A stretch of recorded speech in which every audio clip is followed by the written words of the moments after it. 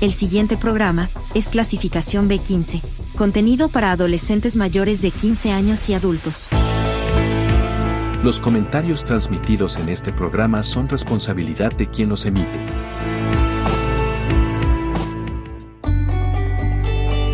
Te damos la bienvenida a Mentes en Diálogo. Mentes en Diálogo. El espacio donde la psicología cobra vida. Un programa creado por el Doctorado Interinstitucional en Psicología de la NUYES Centro Occidente. Acompáñanos en esta conversación.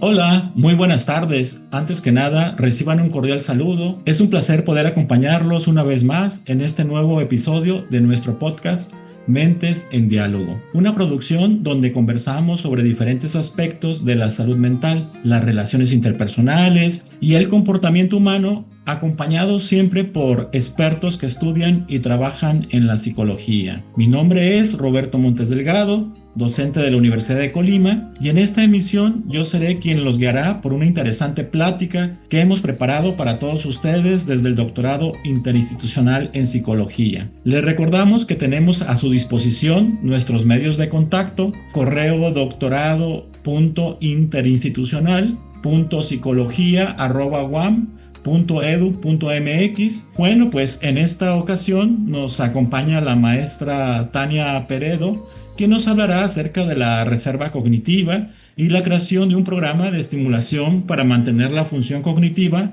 en población de adultos mayores. Todo esto dentro del marco del envejecimiento saludable. Y por otro lado también se encuentra con nosotros el maestro Daniel Vargas, que nos compartirá su trabajo referente a la asociación entre el polimorfismo y la esquizofrenia en población mexicana. Ambos son estudiantes del doctorado en psicología y nos compartirán sus proyectos de investigación. Bueno, pues vamos a iniciar con las entrevistas. En un primer momento, maestra Tania, en esta ocasión me gustaría iniciar la conversación con usted y que nos pudiera platicar acerca de cómo llegó a este interesante campo de investigación, o cómo llegaste a insertarte y cómo ha surgido la idea de investigar la reserva cognitiva y esto de desarrollar un programa de estimulación. ¿Cuál sería el principal objetivo de este estudio? ¿Nos pudiera compartir? Bueno, básicamente vengo trabajando el tema de lo que es la reserva cognitiva en personas mayores desde la maestría. En este momento la intención ya es generar un programa de estimulación cognitiva, igual para personas mayores, sin algún daño relacionado a alguna patología. En general, población general, se conoce como población general, con envejecimiento normal, por denominarlo de alguna manera, pero esta vez se va a evaluar el efecto que tiene la reserva cognitiva sobre este programa de estimulación. Un tema muy interesante lo que es la reserva cognitiva, es un tema relativamente nuevo, tiene algunas décadas, pero surge a partir de lo que son ciertos estudios en los que se identificaron que algunas personas que al hacer estudios post-mortem de su cerebro no presentaban la patología o los síntomas característicos de ciertas patologías, como puede ser del Alzheimer, pero a nivel estructural su cerebro sí manifestaba ese decremento típico de ciertas áreas, esas características estructurales, por denominarlas de alguna manera. Entonces empezaron a preguntar ¿por qué esta persona, a pesar de tener estos cambios estructurales en su cerebro, funcionalmente en su día a día sigue desempeñándose al 100, ¿verdad? Entonces es en donde empieza a surgir como esta parte de lo que es la reserva cognitiva. Se empiezan a preguntar algunos investigadores en por qué algunas personas sí pueden ser como un poco más resilientes ante estas patologías, ¿no? Y es en donde se empieza a formular este concepto de reserva cognitiva, que tal cual tiene que ver con una capacidad del cerebro para resistir o solventar ciertas modificaciones estructurales que pueden ser dadas, como les decía, por alguna patología o a veces por el envejecimiento normal. Se ha visto últimamente que existe una característica, ¿no?, en estas situaciones del ámbito social, en donde la población mayor se está incrementando exponencialmente. Entonces, en algunos años porque me incluyo, vamos a ver muchos adultos mayores, muchas personas mayores, lo cual no es malo, no, al contrario, pues es algo de los beneficios que se ha venido logrando gracias a la ciencia, la tecnología, la medicina, todos esos avances.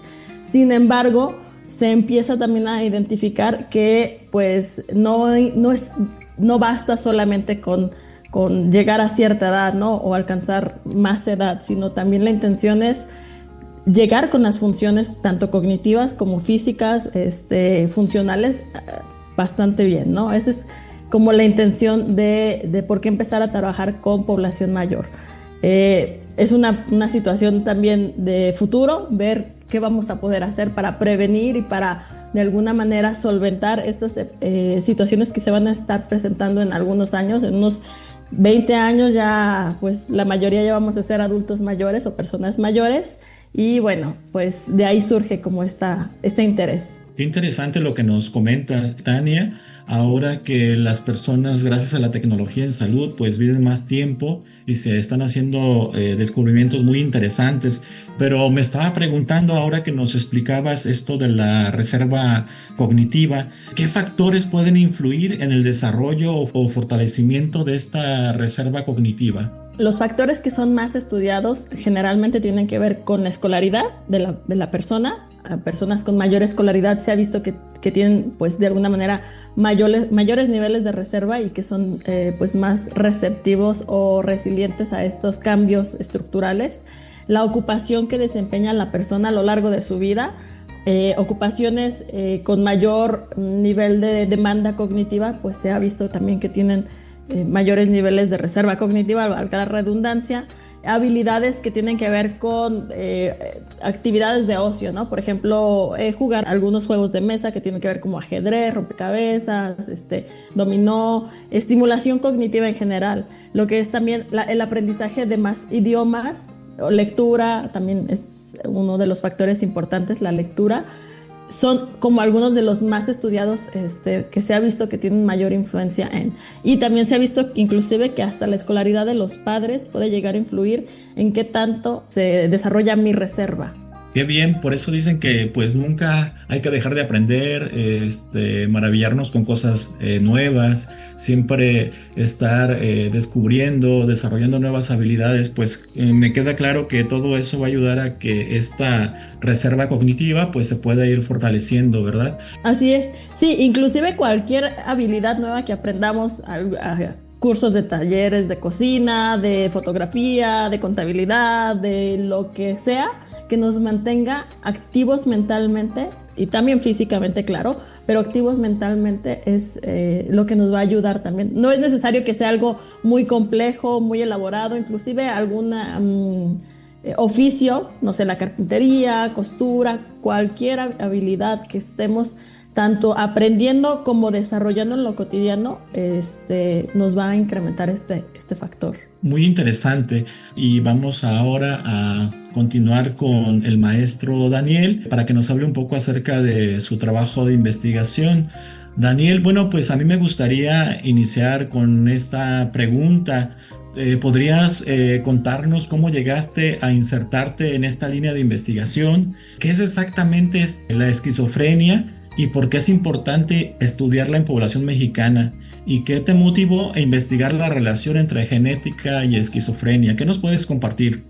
Por cuestiones laborales, desde hace algunos años trabajo o he estado trabajando en hospitales psiquiátricos y esto me ha permitido tener contacto con pacientes atendidos en estas instancias o instituciones y bueno, ahí la variedad de los diagnósticos con los que se trabaja o los que se atienden, pues es amplia. Particularmente algunas de estas patologías o enfermedades psiquiátricas en la aplicación de entrevistas o en el trato, el contacto con los pacientes, incluso en revisión de expedientes, se identificó o logré identificar desde lo empírico totalmente que buena parte de estos pacientes o de las personas con este diagnóstico tenían antecedentes familiares de la misma patología. En algunos casos sí identificados, te decían mi tío, un abuelo, algún familiar directo. Y en otros casos no tenían el dato exacto, sin embargo mencionaban, no sé, dice mi mamá que un tío de ella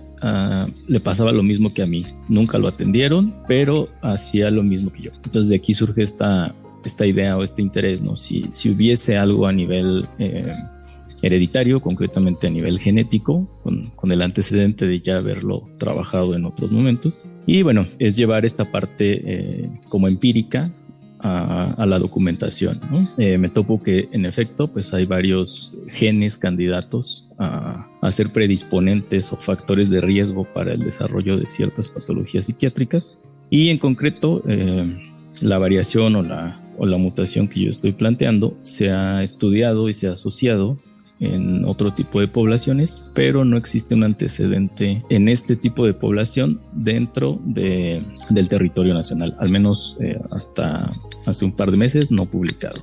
Muy bien, bueno, sabemos que tu estudio se centra en un gen llamado BDNF. ¿Qué es este gen y qué función tiene en nuestro cerebro? ¿Qué significa polimorfismo Val66Met? ¿Cómo se traduce eso en algo más entendible para los que no estamos familiarizados con estos términos técnicos? ¿Qué podrías comentarnos? Un polimorfismo va a ser una alteración o variación genética que se presenta de manera aleatoria en un principio, pero tiene la particularidad de que es hereditaria, ¿no? Esta mutación, una vez que se presenta, se va a estar presentando de manera subsecuente entre los descendientes de quienes llegaron a presentar originalmente esta variación. Existen diferentes tipos de polimorfismos. Los más sencillos o comunes, por así llamarles, son aquellos en los cuales una sección de la cadena del ADN correspondiente a un gen en particular va a presentar algún cambio en su estructura. Concretamente, se cambia o se altera una base nitrogenada por otra. Esto da como resultado que ante ese cambio se formen o se acoplen, de forma distinta el aminoácido para el cual codifica esa sección del ADN, y posteriormente, ante ese cambio de aminoácido, la proteína final o el resultado final de ese gen va a ser una proteína con características estructurales, morfológicas o funcionales distintas a las que debería tener. En este caso, yo estoy planteando una variación, el análisis de un polimorfismo en el BDNF, que es el factor neurotrófico derivado del cerebro. Esta es una neurotrofina de las más abundantes en el sistema nervioso central y está muy implicada o asociada con la plasticidad neuronal. Lo que ocurre ante la presencia de este polimorfismo es que la proteína o el BDNF se forma, pero no funciona como debería, no funciona de forma normal. En este caso, se ve comprometida la plasticidad neuronal y esta proteína derivada de la variación o la mutación genética por el cambio en la base nitrogenada induce apoptosis o muerte neuronal. Ya, qué interesante. Oye, Daniel, y bueno, ahorita estaba pensando acerca de lo que estabas explicando. Entonces, ¿la genética lo determina todo o también pueden influir algunos factores ambientales? No es determinante. En este caso es una mutación o una variación muy pequeña dentro de toda la cadena que conforma al BDNF. Entonces, encontrar la asociación que estoy planteando, pues no podríamos determinarlo como una causa, ¿no?, directa de la esquizofrenia, solo es un factor. Y al igual que ocurre con muchos otros estudios genéticos, pues siempre va a depender de la interacción gen-ambiente. ¿Qué es esto? Va a haber sí cierta predisposición genética, sin embargo las condiciones incluso sociales, ambientales, algunas propias del desarrollo del individuo van a verse implicadas o a tener cierto efecto en la manifestación fenotípica, es decir, lo que podemos observar a partir de un genotipo determinado, que es la parte genética. Muchas gracias, Daniel. Creo que ya con esos elementos me queda más claro acerca de tu proyecto de investigación. Vamos a regresar con el estudio de Tania. Preguntarte, Tania, ¿desde qué edad sería ideal empezar a trabajar en fortalecer la reserva cognitiva? ¿Ayudarían algunos hábitos de vida diaria para mejorar esta reserva cognitiva? Hay que tomar en cuenta que el envejecimiento es un proceso Entonces, como tal, el proceso inicia casi desde que nacemos, ya estamos envejeciendo. No es que únicamente cuando tengamos 60 años ya a partir de ahí envejecemos, no. Desde que nacemos ya estamos envejeciendo. Entonces, lo ideal es a lo largo de toda la vida estar constantemente trabajando en habilidades de aprendizaje de lo que sean nuestras gustos, lo que sea. Inclusive también, no solo la parte académica, no solo la parte cognitiva, sino también inclusive desarrollar habilidades relacionadas a lo físico, ¿no? Actividad física es súper importante también para mantener un adecuado estado de salud en general y por ende también cognitivo. ¿Cómo se relaciona precisamente con el envejecimiento saludable? Pues precisamente la intención de este tipo de proyectos es favorecer que exista un envejecimiento saludable en la población en general. Yo sé que en este momento todos lo asociamos, como le digo, el envejecimiento con personas mayores de 60 años, a partir de ahí. No, la verdad es que es desde antes. Muchas de las patologías que se desarrollan, por ejemplo, entre ellas el Alzheimer, Parkinson, el desarrollo tal cual de la patología empieza hasta 2-3 décadas, inclusive antes de que aparezcan síntomas. Entonces, de ahí radica la importancia de que exista esta estimulación continua a lo largo de la vida. Y bueno, en relación a lo del envejecimiento saludable, pues es exactamente esto. Este tipo de proyectos, lo que buscamos es de alguna manera venir a poner un granito de arena para decir, oye, esto podemos empezar a trabajar, esto se puede hacer, para que a lo largo de la vida se trabaje y durante el envejecimiento o la vejez, que ya es la etapa, durante la vejez que ya estemos, pues tengamos una buena calidad de vida, un envejecimiento saludable, tengamos un buen funcionamiento cognitivo y pues funcional en general, ¿no? Entonces, no sé si te respondí la pregunta. Tiene mucha relación con lo que mencionan personas que se han dedicado al estudio del envejecimiento. Se envejece como se ha vivido en la juventud, ya que es un proceso de envejecimiento y toda la actividad, mantenernos activos, nos va a fortalecer esa reserva cognitiva, ¿no? Como bien nos estás comentando, el ser inquietos, el estar aprendiendo, todo eso puede fortalecer nuestro cerebro y tener un mejor envejecimiento. Necesitamos cuidar nuestros hábitos, eso es algo súper importante, incluyendo hábitos alimenticios, hábitos, no sé, los cuidados relacionados con la salud. Si soy hipertensa, si soy diabética, tener los cuidados de mi patología o de la enfermedad que yo tenga, llevar mis chequeos, realizar continuamente esta parte de los chequeos en caso de que yo ya tenga la patología, y si no la tengo, de manera anual estar haciéndome mis estudios con el médico para ver si hay algo por ahí que pudiera después interferir, ¿no? La otra parte también muy importante es la parte del ejercicio. Muchas personas dicen, basta con que yo salga y camine y ya 15 minutos, 10 minutos. Sí, es parte de la parte cardiovascular, pero también se ha visto que es muy importante la generación del músculo, lo que son los hábitos no tan saludables, que tienen que ver con pues no dormir bien, fumar, consumo de sustancias en general, ¿verdad? Alcohol, tabaco, drogas, etcétera, etcétera. Y por otra parte, pues sí, tal cual, de lo que alimentamos a nuestro cuerpo, también alimentamos a nuestro cerebro. O sea, que si las papitas, que si los embutidos, que si todo esto de alguna manera también tienen sustancias que van a llegar a impactar directamente en nuestro estado de salud y por ende en nuestro estado cognitivo, porque muchas veces no pensamos en esto, que lo que comemos realmente es lo que pues da el sostén a todo nuestro sistema, ¿no? Incluyendo nuestro cerebro, y por ende va a hacer pues que de alguna manera sea favorable o no tan favorable. Eso es lo que tenemos que cuidar. Hábitos a lo largo de toda la vida. Excelente, Tania. Sin duda, llevar un estilo de vida saludable pues es lo mejor, o cada vez intentar esta práctica de comportamientos saludables pues nos pueden ayudar a tener una mejor calidad de vida y vivir los años que tengamos que vivir, pero no entrando y saliendo a los hospitales, sino con buena calidad de vida, ya que se dice que no decidimos los años que vamos a vivir, pero los que vayamos a estar aquí, pues vivirlos con buena calidad, con un buen envejecimiento, ¿verdad? Un envejecimiento activo. Así es. Muchas gracias, Tania, te agradezco tus comentarios. Bueno, vamos a regresar y a continuar con Daniel, y me gustaría preguntarte cómo este estudio y los hallazgos que puedan tener, los resultados que puedan llegar a tener, puede ayudar a mejorar el diagnóstico, tratamiento o prevención de la esquizofrenia. Y pues no sé, de manera como comentario concluyente, ¿qué podemos hacer como sociedad para reducir el estigma hacia las enfermedades mentales? ¿Qué se podría hacer? ¿Qué nos puedes compartir?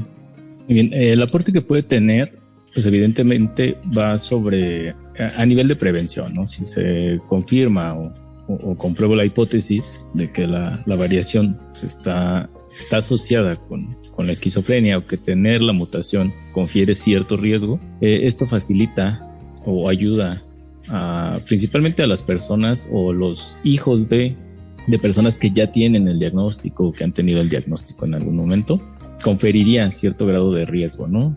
Algo que está recientemente en boga desde la psiquiatría y otras áreas de la medicina como tal, es la medicina genética o medicina genómica, donde ciertos fármacos van a reaccionar de mejor o peor manera ante ciertas patologías médicas, psiquiátricas, dependiendo de ciertos genes que pudiera tener el paciente o la persona en cuestión. Ese sería también otro punto importante también recordar. Este proyecto pues recae en investigación básica, entonces su aplicación no es en lo inmediato, ¿no? A partir de comprobar la hipótesis, en caso de que así fuera, ya en momentos posteriores pues sería encontrarle una aplicación más práctica o directa a estos resultados. En cuanto a lo que me mencionabas del estigma, creo que una parte muy importante en este tema es prestar atención, ¿no? a síntomas, alteraciones. La mayoría de las patologías psiquiátricas, sobre todo las más graves, van a empezar con alteraciones en los patrones de sueño, insomnio principalmente. En ocasiones pasan años desde que se presentan los síntomas hasta que se solicita la atención. Entonces es importante, como les mencionaba, pues prestar atención a casi cualquier alteración, ¿no? que llegue a presentar en el comportamiento, en la conducta de las personas, y no descartar, ¿no? En ocasiones también llegan a un psiquiátrico después de que ya pasaron por N especialistas, y hasta que ya no lo encontraron es como de, bueno, tal vez sea algo psiquiátrico, ¿no? Y en ese punto pues refieren con un psiquiatra, con un psicólogo, cuando ya la patología o la enfermedad en cuestión va algo avanzada. Muy interesante lo que nos han compartido la maestra Tania y el maestro Daniel. Ha sido pues muy interesante haber conversado con ustedes. Les agradecemos que nos hayan compartido sobre este trabajo de investigación que han ido construyendo junto con sus asesores, y que estamos seguros de que será una gran aportación para el desarrollo pues de una mejor sociedad. Al auditorio les seguimos invitando para que continúen escuchando con nosotros este podcast Mentes en Diálogo, un programa de divulgación de la ciencia desde el doctorado interinstitucional en psicología de la región centro-occidente de la NUYES. Muchas gracias por escucharnos y muy buena tarde.